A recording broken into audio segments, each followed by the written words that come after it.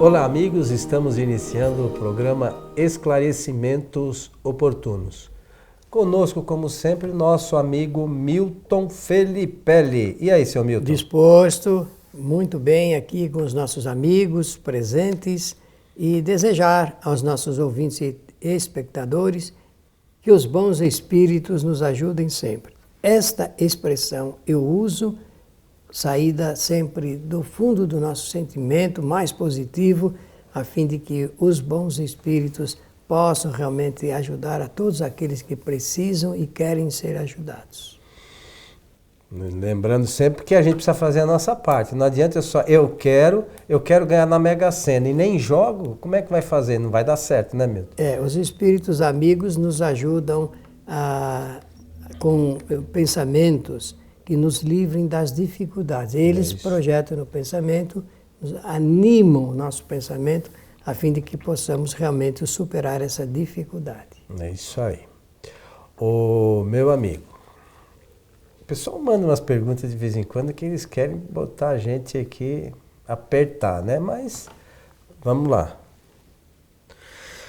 Diz assim: frequentei um centro espírita onde me disseram que sou médium e que, se não trabalhar mediunicamente, poderei perder minha mediunidade. Isso é verdade? Bom, esse era um pensamento bastante antigo, não é?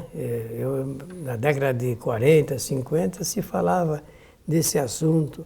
No livro dos médiuns existe realmente um capítulo a respeito da perda e suspensão da mediunidade. Mas é preciso que a gente entenda como é que funciona a faculdade para que a gente possa compreender as razões desse tipo de pensamento. Bem, nós já falamos muito aqui, mas é sempre agradável falar sobre mediunidade. Mediunidade é a estrada mais linda que uma pessoa pode aspirar na encarnação. Porque quando a pessoa é médium consciente, médium convicto, ele realiza o seu trabalho com amor. E trabalhando com amor, ele pode receber a agradabilidade que esse ato enseja. Ou seja, a pessoa trabalha com amor e ela se sente feliz, sendo médium. Então é uma estrada muito bonita que uma pessoa pode escolher. Agora, a pergunta é se vai perder a mediunidade porque não vai trabalhar num centro espírita. Não, não funciona assim. Faculdade ninguém perde. É uma faculdade natural do ser humano. A mediunidade existe para que o homem possa se comunicar com os espíritos. E pelo lado contrário, também, para que os espíritos possam se comunicar com os homens. Com a diferença, espírito não tem faculdade mediúnica, só o ser encarnado. Nem animais possuem faculdade mediúnica. Ora, ela é uma faculdade dentro das propostas do Criador para que os homens possam se comunicar com os espíritos. Eu estou repetindo isso porque é assim que é. No livro dos Espíritos existe uma perguntinha, eu falo perguntinha porque parece que ela entra assim sem muito destaque, mas ela é de uma importância fundamental, que é a pergunta 459. Se os espíritos podem influenciar em nossa vida. Está lembrado dessa pergunta? A resposta dele é sim, claro. Eles não apenas influenciam, como no geral eles podem dirigir a vida dos encarnados. Muito mais do que imagina. Muito mais do que supondes. É assim que está escrito na tradução do francês. Ora, acontece o seguinte: os homens só podem ser dirigidos pelos espíritos se quiserem ser dirigidos pelos espíritos. Porque se não quiserem, se a vontade do humano prevalecer, não há espírito que dirija. Mas se a gente se entregar a esse enfraquecimento da vontade, com certeza eles podem... Desculpa só interromper, mas isso pode se dar de encarnado para encarnado também, nem só de espírito, porque a gente vê algumas vezes algumas pessoas encarnadas dirigindo outras e aquelas se colocam numa condição... Bem lembrado, nada a opor com relação a essa observação. Ora, acontece que, vejam, a pergunta é a 459 do Livro dos Espíritos, é uma pergunta que tem um fundamento importante. E o detalhe aí é o seguinte: como é que é possível um espírito influenciar o ser humano? É que o ser humano ele é detentor de uma faculdade, de uma qualidade que permite isso. Essa qualidade é detectada pelo Espiritismo, chamada inclusive pelo Espiritismo como mediunidade, que é uma palavra latina, vem de médium, que significa intermediário. Pois bem, todos os seres humanos possuem essa faculdade. Repetindo, todos os seres humanos nascem com essa faculdade. Não é possível retirar, porque ela é para o bem do indivíduo. Então, ninguém perde a faculdade mediúnica. O indivíduo pode deixar de trabalhar, por vezes nem sabe o que é médium, pela excelência da palavra, nem sabe o que é médium. E atua como médium. Quantos médiums existem no catolicismo, no protestantismo, nas outras igrejas, em outras denominações religiosas, materialistas? Mediunidade a gente exerce o tempo todo, 24 horas por dia. Nós somos médiuns, o ser humano é médium. Médium como? Médium de receber influência e de ser intermediário dos espíritos. Isso é natural, porque nós vivemos com os espíritos. Isso é um fato que nós vamos ter que admitir na nossa existência se nós quisermos melhorar a nossa vida. Nós convivemos com os desencarnados em grande quantidade, de forma que quando a gente usa da faculdade mediúnica para o atendimento no centro espírita, isso tem a ver com o esquema de trabalho da casa espírita, que eu vou mencionar logo em seguida, depois de ouvirmos o nosso irmão Coelho. A questão do exercício da mediunidade, a gente não pode esquecer que no universo existem leis naturais, né? E uma delas é o livre-arbítrio. Então a gente escolhe aquilo que a gente quer fazer. Eu não quero exercitar a mediunidade, como você falou, de forma ostensiva, muito embora alguns acabem até o fazendo sem o saberem, né? Então, se eu não quiser, eu não preciso exercitar. E é assim que funciona. Uma outra questão que eu acho de extrema importância é que, e a gente percebe isso hoje, se a gente observar atentamente, é que para a gente exercitar a mediunidade, a gente precisa estudar. Aí você vai na casa espírita, eu sou médium. Médium, mais ou menos, porque estudar mesmo não estuda, né? Então as pessoas acabam trabalhando, não, mas na casa trabalha assim. Mas você estudou as obras fundamentais para saber como é que se dá a comunicação, o que a gente como médium pode fazer, quando eu vou dar passe, como é que funciona, né? Esse mecanismo. A transmissão de fluidos. Eu sei como funciona. Eu li lá o capítulo dos fluidos, lá na Gênese, para entender, porque a gente escuta aí, por exemplo, sobre passe, a gente escuta as coisas mais absurdas por aí afora. E Kardec, na verdade, nunca usou o termo passe. Se você pegar a obra de Kardec, não tem nenhum lugar lá que fale de dar passe, fala de transmissão de fluidos. Ele fala de fluidos. E no Livro dos Médiuns ele ajuda dizendo que certos médiuns curam pela imposição mas é da mesma forma, pela transmissão de fluidos. De sorte que é importante que aquela pessoa que realmente queira, não é ninguém obrigado a nada, né? A gente tem livre-arbítrio. É que o que pode às vezes acontecer é que nós, quando no estado de erraticidade ainda, antes, né, de a gente encarnar, a gente escolheu, né, vir aqui fazer um trabalho dessa ordem. E quando a gente retorna, às vezes, pro estado de erraticidade, a gente vê que a gente perdeu uma oportunidade né, de realizar esse trabalho por, às vezes, comodismo, né? Seja lá pelo motivo que for. Mas é sempre uma oportunidade de crescimento, de aprimoramento. E de prestação de serviço ao próximo. E do exercício da caridade. Né? É Aquela história da fora da caridade não há salvação. A gente fala isso com a boca cheia, né? Mas será que a gente executa isso da melhor forma possível? É porque é um indicativo de amor ao próximo. Né? Exatamente. Quando nós temos e queremos ajudar as pessoas, esse é um caminho, é a razão pela qual eu digo que a mediunidade é uma estrada muito linda na vida de uma pessoa. Então, o médium que está no centro espírita, ele deve se preparar. Falou bem o Coelho a respeito do estudo.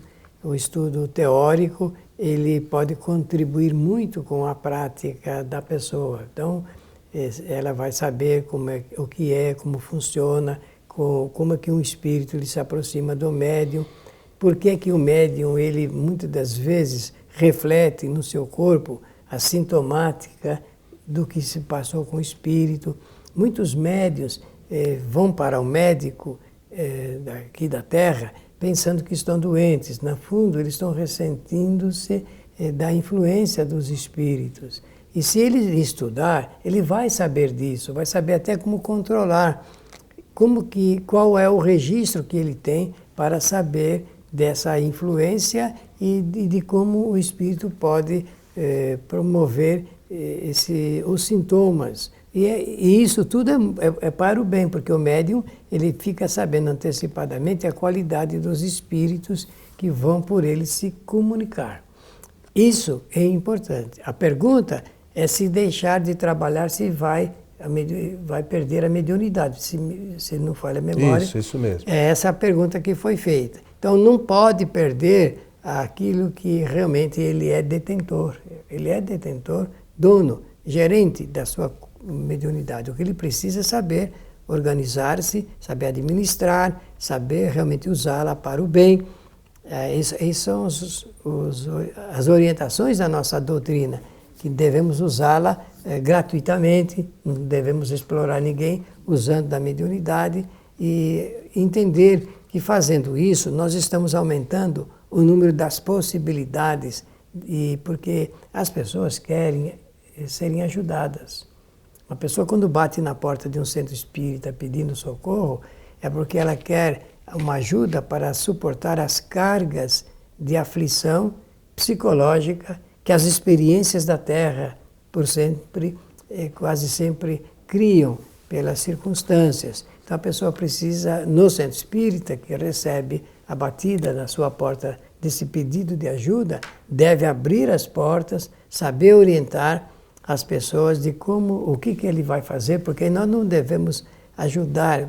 Você tratou do passe e tratou muito bem, não devemos falar simplesmente ajudar no passe sem fazer uma explicação científica, doutrinariamente científica, de como o passe é realizado. Porque aí a pessoa vai aprender a mobilizar também os seus recursos interiores a fim de colaborar com a ajuda que os espíritos promovem nesse momento. Saber que realmente a gente sai da casa espírita mais reforçado, mais fortalecido, e que a gente o que nós temos que fazer depois? Temos que usar do pensamento para manter aquilo que os espíritos se esforçaram tanto para nos oferecer naquele momento. E outras vezes, se a pessoa está trabalhando na área da desobsessão, da doutrinação de espíritos, como ela deve proceder para garantir que realmente os espíritos possam ser atendidos naquele momento de orientação espiritual.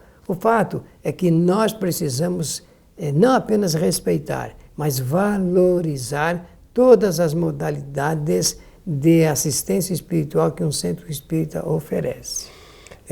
Você mencionou aí das pessoas que buscam o centro e falamos também da necessidade e da importância do conhecimento. A gente percebe ainda, muito embora no Brasil existam mais de 20 mil centros espíritas, não é isso, Milton? Penso hoje mais de 30 mil, Coelho. Então, imagine o seguinte, nós temos mais de 30 mil centros espíritas. E a gente percebe que as pessoas buscam a casa espírita ainda esperando que aconteça um milagre. Então, é de extrema importância e urgência que os médiuns estudem e conheçam a doutrina para esclarecer essas pessoas. Né? Porque a gente fala algumas coisas, a gente vê aqui algumas pessoas chegam, oh, mas eu fui em tal lugar. A gente fala algumas coisas para as pessoas e as pessoas elas começam a acreditar naquilo como se fosse verdade e não são verdades. O centro espírita não faz milagre, né? Não existe nenhum médium que faça milagre. É só a gente ler lá na Gênese também lá, a questão relacionada com o milagre. Mas para a gente entender isso, a gente precisa estudar o que realmente o centro espírita faz. Qual é o nosso papel? Nós temos que ajudar as pessoas no seu esclarecimento. Elas precisam entender o que realmente a doutrina oferece para que a vida delas mude. Se alguém vem no centro espírita esperando que vá acontecer um milagre, escuta, está indo em lugar errado. E sabe o que é pior, Milton? Dia desses, na nossa casa, a gente falava disso numa palestra. E uma pessoa comentou, não, mas a minha mãe recebeu um milagre. Aí a gente tenta explicar que, olha, as coisas são como as coisas são. Até porque Jesus, né, curou quantos? 38? É o que gosta no Pois Testamento. E lá tinha um zilhão de pessoas. Milhares. Por que curou só 38? Porque aquelas seriam os exemplos e tal. E a casa espírita, ela não faz mais nada do que esclarecer as pessoas. Na verdade, quem se cura somos nós mesmos. O processo é da autocura. Só que a gente tem que entender isso, não ficar falando coisas para as pessoas que não são verdades. E aí, porque aí você vem, a pessoa vem na casa espírita, você fala a verdade para ela, ó, tá aqui, tá escrito aqui, não sou eu que inventei, né? Dê aqui direitinho o que está escrito. Sabe o que acontece? A pessoa não vem mais, mas ela vai procurar uma casa que tenha milagre. E tem um monte aí que fala que faz curas. A cura não é... As pessoas não entendem como o processo de cura. A maioria não entende, acha que é alguma coisa maravilhosa que aconteça e de repente do nada a pessoa sare. Né? Não é assim que funciona. A gente tem que ser consciente. Quer trabalhar como médium? Trabalhe de forma consciente. O médium convicto, o médium responsável, o médium que tem conhecimento, ele produz mais e produz melhor. Porque o produto do seu trabalho é um produto de combinação de valores, do conhecimento dele com o valor do conhecimento dos espíritos. E pouco a pouco ele vai se identificando sempre com os melhores. Eu queria tocar num assunto também. Deixa eu falar só uma coisinha. A gente está falando dessas coisas, a gente não quer dizer que a gente saiba tudo, não. Nós estamos todos aprendendo. Mas é importante que a gente busque o conhecimento para entender melhor essas coisas e informar melhor as pessoas. Desculpe. Não, tudo bem. Nós precisamos compreender bem como é que funciona esse assunto de prestação de serviços ao próximo através da mediunidade, para que aqueles que passam pela experimentação mediúnica, que se revelam como médiuns, não como candidatos, mas como médiuns ostensivamente verdadeiros, então se formem, se qualifiquem para que o seu trabalho ele seja não apenas mais valorizado, mas seja respeitado, porque é preciso, nós no futuro teremos até garantia constitucional, por ora nós não temos, nós ainda corremos riscos. E nós sabemos quanto que a mediunidade tem ajudado, principalmente no Brasil, onde o nosso povo é tão sofredor, e através da mediunidade muitas pessoas são beneficiadas. Mas isso é uma coisa que é um assunto para um programa, e quem sabe no futuro possamos fazer para chamar a atenção para esse aspecto desse trabalho. Mas, voltando aqui ao nosso tema, a nossa questão relacionada com a mediunidade, é um campo vasto, né, de estudos. Nós temos, para quem quer aprender, e a doutrina espírita as pessoas às vezes vão buscar a informação em fonte não muito segura, né? Para quem quer aprender um pouquinho a mensagem dos espíritos, né, o que os espíritos falam, o caminho que os espíritos superiores nos querem mostrar, eu sempre lembro da leitura do livro Céu e Inferno, né, Milton? Além do livro dos médiuns, para ver o tipo de comunicação, quais são as aflições dos espíritos, né? Os pensamentos, do modo geral, do espírito, os espíritos felizes, os espíritos infelizes, os espíritos suicidas, enfim. Lá tem uma quantidade significativa, 67 manifestações, né? Exemplos de espíritos que trazem informações importantíssimas para o nosso aprendizado como médium, porque a gente tem que ter uma base do que dizem os espíritos, inclusive, para quando a gente for se colocar junto a eles, a gente precisa ter conhecimento, porque uma vez uma pessoa veio me falar, Milton, que ela foi falar para um espírito, né, que estava obsediando uma pessoa, aí ela disse, você não vai mais voltar lá, o dirigente do trabalho. Aí o espírito falou para ela assim, eu tenho livre-arbítrio, eu faço o que eu quiser. Então por isso é preciso que a gente tenha conhecimento. Porque senão a gente vai falar para os espíritos qualquer coisa, eles vão rir da gente. Eles sabem mais do que a nós. gente vira piada, né? Então precisa estudar. É isso, meu amigo Milton isso mesmo, Felipe. Muito bom, muito agradável. Agradecer a atenção de todos e desejar que os bons espíritos nos ajudem sempre. Como sempre, convidamos a todos que possam assistir às nossas palestras ao vivo, toda sexta-feira, a partir das 20 horas, 19h50, 20 horas, a gente coloca no ar a nossa palestra na Fraternidade. E agora nós estamos transmitindo também pela nossa página do Facebook, uma das nossas páginas, que é o Programa Transição. É conhecida de muita gente, é só acessar a página na sexta-feira nesse horário, que a transmissão estará ao vivo. A você que esteve conosco, o nosso abraço e até o nosso próximo encontro.